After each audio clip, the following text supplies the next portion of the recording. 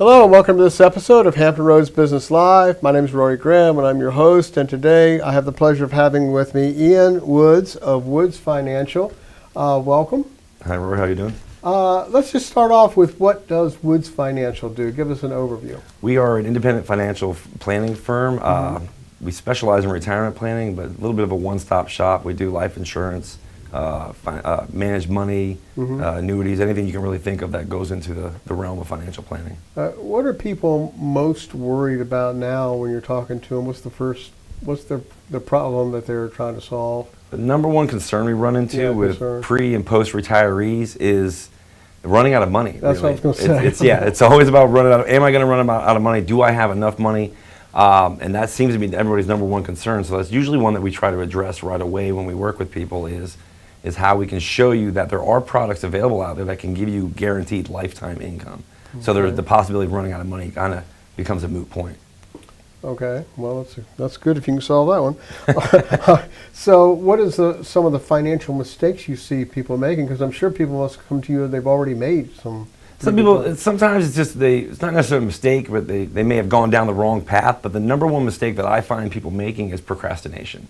And not that they haven't started a 401k or haven't started putting money away, but that they've delayed the actual retirement planning process. Because it's not something that's easily put together last minute. The sooner you get started on a retirement plan, the better off you're going to be, because it allows you some time to make some switches or changes in that plan should there need to be any.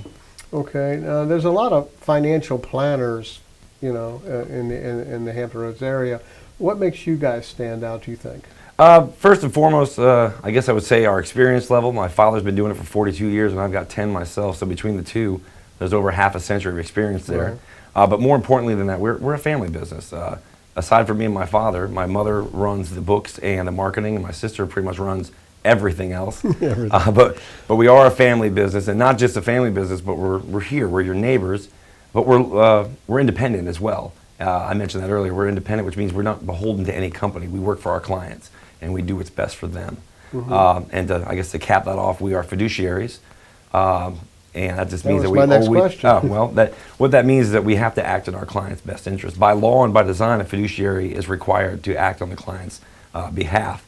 The ruling with the DOL recently has been trying to move people away from suitability, and suitability just says that you're allowed to do what's okay, what's allowed, but not necessarily what's best for the client. And a fiduciary says that I am required by law, by design, and by ethics to do what's in the best interest of my clients. I guess being independent helps in that too, because you're not tied to one set of products or services that you can offer. You can shop the best. That's exactly what it does. It means I can go to wherever I need to go to suit my client's needs. There's no such thing as a cookie cutter retirement plan. Okay. Almost every financial planner at one point or another talks about annuities. You all talk about annuities? We do. They're a useful tool in the right situation. They don't always fit into everybody's portfolio, but they can be, like I said, a very useful tool if the situation requires one. There's several different types. There's some that just give you guaranteed interest rates for a certain amount of years. There's some that can provide you with lifetime income.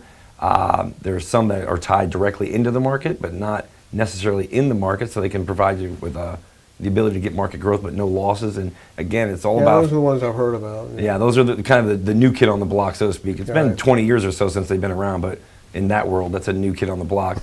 And they're there to provide a certain service for a certain need, so to speak. Okay.